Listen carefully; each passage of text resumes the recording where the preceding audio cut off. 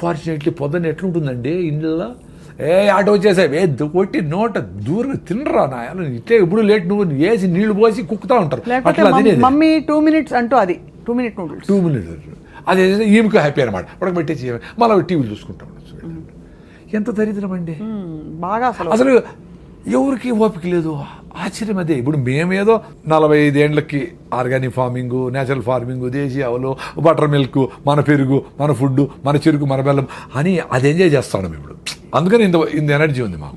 2 things అండి. ఒకటి ఆరోగ్యంగా బబ్లింగ్ ఎనర్జీతో ఉండి చచ్చిపోవాలా, లేదు బతకాల, లేదంటే చచ్చిపోవాలి. రెండే ఉంటాయి ఆప్షన్స్. బతకాలి లేకపోతే చచ్చిపోయారు. పెద్దోళ్ళందరూ అట్లే ఉండి ఇట్లా ఉంగిపోయింటుంది ముసలామె. అయినా ఆమె యాక్టివ్గానే ఉండి ఊరికే మాట్లాడు, పల్లీలు వేసుకుంటుంది, ఊలుస్తూ ఉంటుంది, ఏదో దారాలు కడతాడు, జుట్టు పెడతాడు, ఏదో ఒకటి చేస్తూ ఉంటుంది.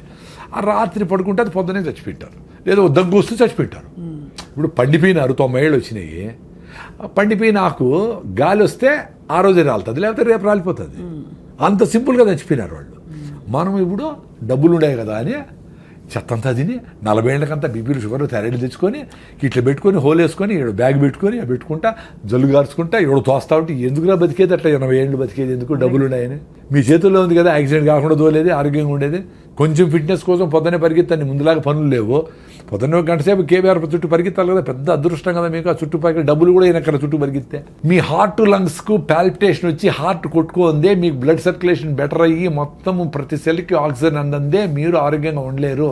వారానికి 2 రోజులైనా ఆ పని చేయాల్సిందే.